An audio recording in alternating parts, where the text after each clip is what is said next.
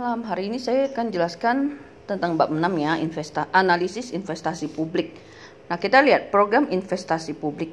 Dalam melaksanakan fungsi pelayanan masyarakat, pemerintah dihadapkan pada masalah pengambilan keputusan investasi publik. Keputusan investasi publik diperlukan untuk mendukung pelaksanaan program, kegiatan, dan fungsi yang menjadi prioritas kebijakan. Pengeluaran untuk investasi publik harus mendapat perhatian yang lebih besar dibandingkan dengan pengeluaran rutin, karena pengeluaran investasi atau modal memiliki efek jangka panjang, sedangkan pengeluaran rutin lebih berdampak jangka pendek. Kesalahan dalam melakukan pengambilan keputusan investasi tidak saja akan berdampak pada anggaran tahun berjalan, namun juga akan membebani anggaran tahun-tahun berikutnya. Investasi publik memiliki kaitan yang erat dengan penganggaran modal atau investasi. Nah, penganggaran modal atau investasi merupakan proses untuk menganalisis proyek-proyek dan memutuskan apakah proyek itu bisa diakomodasi oleh anggaran modal atau investasi.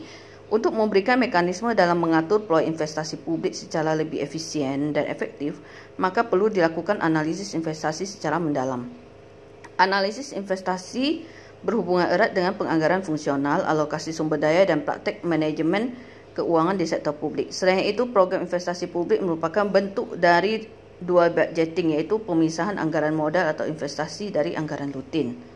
Nah, dalam prakteknya masih ada permasalahan yang sulit diselesaikan.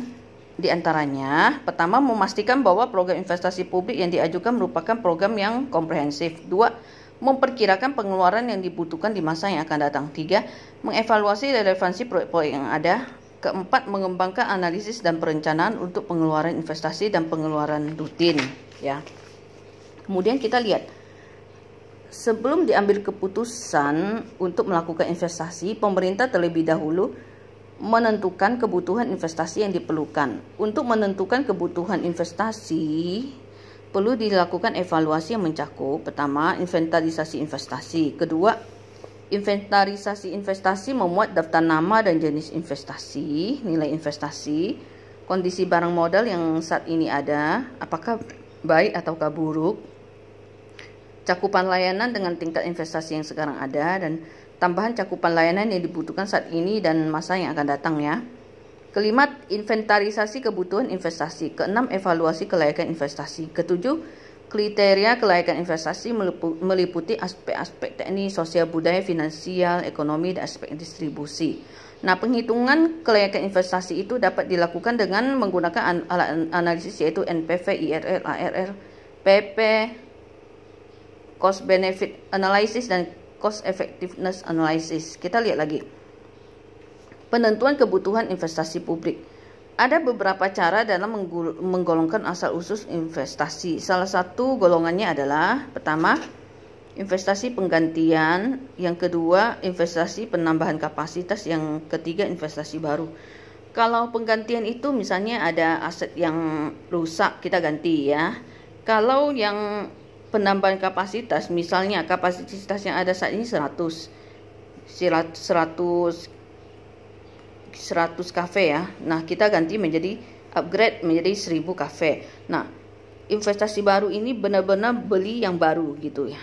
Benar-benar beli baru, bukan untuk mengganti yang lama. Oke.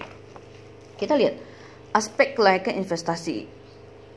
Nah, aspek kelayakan investasi itu ada beberapa, yaitu pertama, aspek teknis, yaitu merupakan bagian terpenting dari analisis investasi yang harus dipertimbangkan. Jika suatu usulan investasi sudah tidak layak dilihat dari aspek teknisnya, maka usulan itu menduduki prioritas pertama untuk ditolak. Kedua, aspek sosial dan budaya.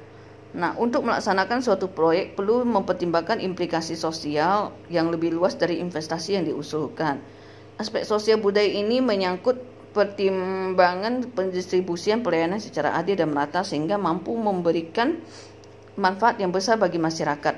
Nah, aspek sosial budaya ini juga mencakup aspek legal dan lingkungan. Suatu proyek investasi yang akan dilakukan harus mempertimbangkan aspek legalitas dan dampak lingkungan yang merugikan. Yang C ya, aspek ekonomi dan finansial.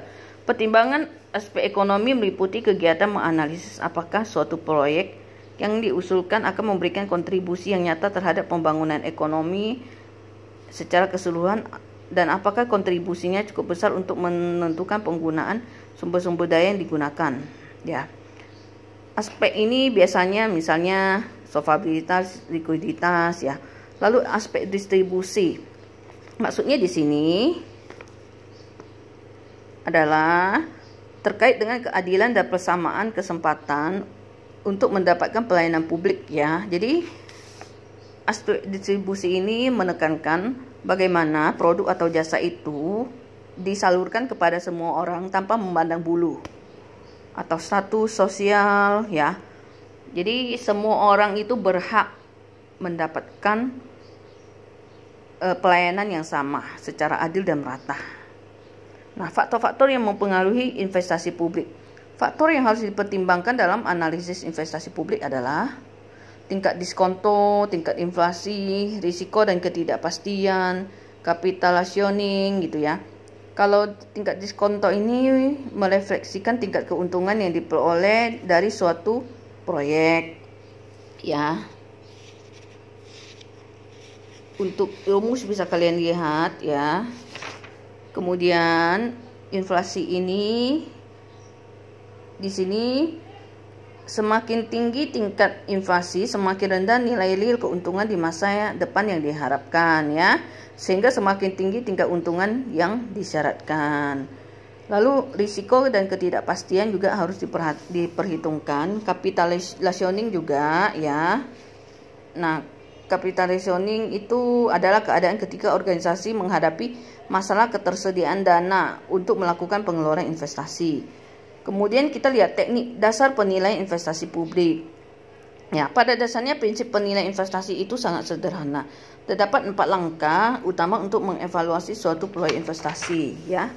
Pertama, identifikasilah kebutuhan investasi yang mungkin dilakukan. 2, menentukan semua manfaat dan biaya dari proyek yang akan dilaksanakan. Ketiga, menghitung manfaat dan biaya dalam rupiah. Keempat, memilih proyek yang memiliki manfaat terbesar dan efektivitas biaya yang tinggi, ya. Nah, kalau metode tradisional yang sering digunakan untuk menghitung tingkat pengembalian modal adalah payback period, ya. Rumusnya laba akuntansi bagi jumlah modal yang diinvestasikan, ya. Kemudian kita lihat net present value, net present benefit, payback period, biaya manfaat, ya. Dan seterusnya bisa kamu lihat sendiri, ya. Nah, di SON di sini menerangkan ada 3 langkah dalam melakukan analisis biaya manfaat. Pertama, memutuskan biaya dan manfaat apa saja yang akan dimasukkan. 2, mengukur dan mengevaluasi biaya dan manfaat. 3, timing dan adilan biaya dan manfaat, ya. Kemudian analisis efektivitas biaya. Analisis efektivitas biaya dilakukan karena ada kesulitan dalam menghitung biaya dan manfaat sosial secara kuantitatif. Ya, langkah-langkah untuk melakukan analisis efektivitas biaya. Pertama, menentukan jumlah dan waktu atas semua biaya modal. Kedua, membuat estimasi biaya yang akan terjadi selama umur yang diharapkan dari suatu proyek. 3, membuat estimasi output terukur selama umur yang diharapkan dari suatu proyek. Keempat, membuat estimasi pengaruh biaya dan pendapatan atas aktivitas yang dilakukan. Kelima, mendiskontokan biaya dan manfaat yang dapat diukur untuk memungkinkan melakukan perbandingan. Keenam, menjelaskan secara realistis mengenai kemungkinan adanya biaya-biaya dan manfaat yang tidak dapat dikuantifikasi yang akan muncul dari proyek yang akan dijalankan, ya. Oke, sekian bab 7. Terima kasih. Selamat malam. Oh ya, ada pertanyaan-pertanyaan bisa kamu jawab, ya. Terima kasih.